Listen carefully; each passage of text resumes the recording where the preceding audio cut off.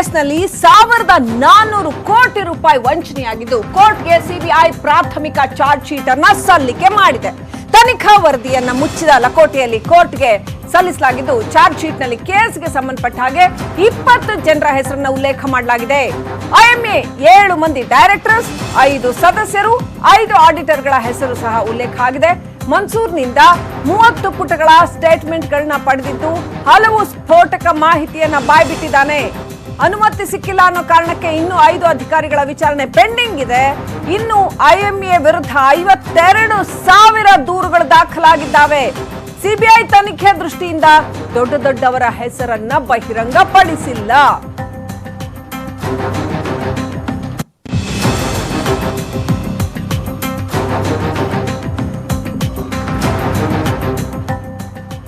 ಈ ಐಎಂಎ ವಂಚನೆ ಕೇಸನ್ನ ಹೊರತಂದಿದ್ದೆ ಐಟಿ ಇಲಾಖೆ. 2017ರ ಏಪ್ರಿಲ್ನಲ್ಲಿ ಬಹುದೊಡ್ಡದೊಂದು ರೇಡ್ ನಿಂದಾಗಿ ಇದೆಲ್ಲವೂ ಕೂಡ ಬಹಿರಂಗ ಆಯಿತು.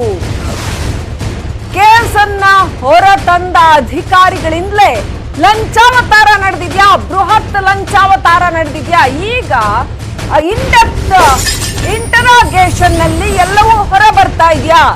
ಐಎಂಎ ವಂಚನೆ ಕೇಸನ್ನ ಹೊರತಂದ ಐಟಿ ಇಲಾಖೆಯ ಅಧಿಕಾರಿಗಳೇ ಲಂಚಾವತಾರದಲ್ಲಿ ತೊಡಗಿಕೊಂಡಿದ್ರ? ಹಾಗಾದ್ರೆ 2017ರ ಏಪ್ರಿಲ್ ನಲ್ಲಿ ರೇಡ್ ನಡೀತು.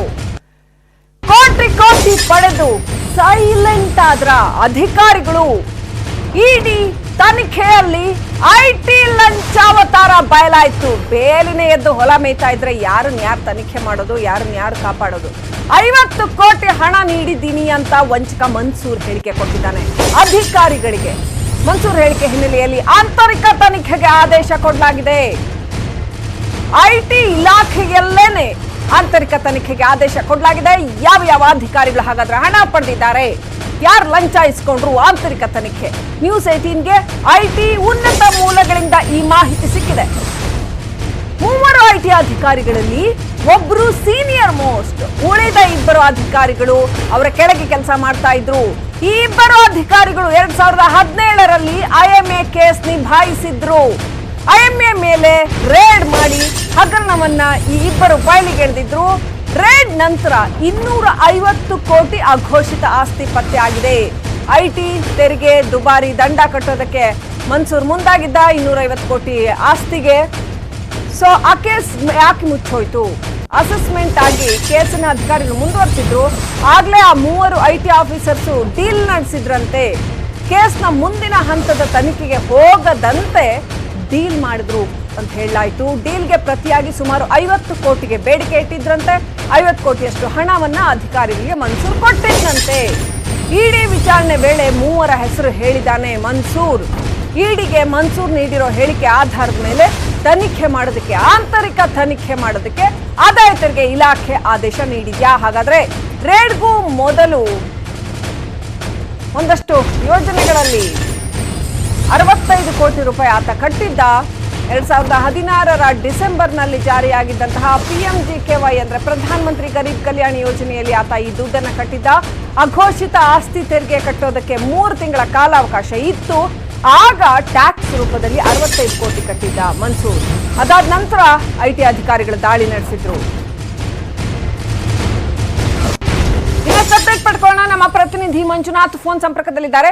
ಎಸ್ ಮಂಜುನಾಥ್, ಬಗೆದಷ್ಟು ಹೂರಣ ಹೊರ ಬೀಳ್ತಾನೆ ಇದೆ ಐಎಂಎ ಕೇಸ್ನಲ್ಲಿ.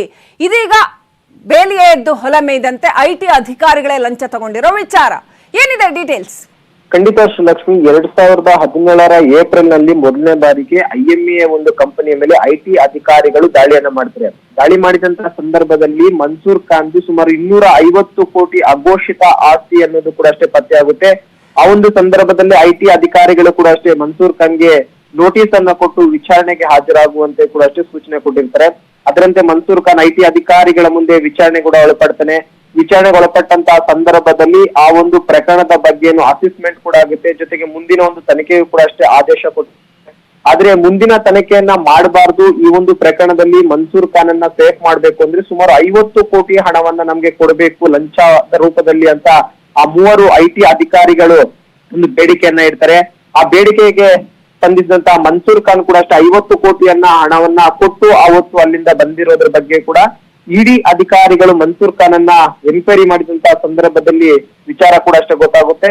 ಸದ್ಯ ಇಡಿ ಅಧಿಕಾರಿಗಳ ಒಂದು ವಿಚಾರಣೆಯಂತ ಬಳಿಕ ಏನು 50 ಕೋಟಿ ಹಣವನ್ನ 3 ಐಟಿ ಅಧಿಕಾರಿಗಳು ಪಡ್ಕೊಂಡಿದ್ದಾರೆ ಅನ್ನೋದ್ರ ಬಗ್ಗೆ ಯಾವಾಗ ಇನ್ಫಾರ್ಮೇಶನ್ ಐಟಿ ಅಧಿಕಾರಿಗಳಿಗೆ ಗೊತ್ತಾಗುತ್ತೋ ಕೂಡಲೇ ಇಂಟರ್ನಲ್ ಒಂದು ಇನ್ವೆಸ್ಟಿಗೇಷನ್ ಟೀಮ್ ಅನ್ನು ಕೂಡ ಐಟಿ ಇಲಾಖೆಯಲ್ಲಿ ತೆಗೆದಿದ್ದಾರೆ. ಜೊತೆಗೆ ಇಂಟರ್ನಲ್ ಇನ್ವೆಸ್ಟಿಗೇಷನ್ ಟೀಮ್ ಇಂದಲೂ ಕೂಡ ಅಷ್ಟೇ ಎಲ್ಲಾ ರೀತಿಯಿಂದ ತನಿಖೆ ಆಗಿ ಆ 3 ಅಧಿಕಾರಿಗಳ ವಿರುದ್ಧ ನಿರ್ದಾಕ್ಷಿಣ ಕ್ರಮ ಕೈಗೊಳ್ಳುವಂತೆ ಕೂಡ ಈಗಾಗಲೇ ಐಟಿಯ ಮೂಲಗಳು ಕೂಡ ಮಾಹಿತಿ ಕೊಟ್ಟಿರುವಂತಹದ್ದು. Srilakshmi, thank you Manjunath ಡೀಟೇಲ್ಸ್ಗಾಗಿ.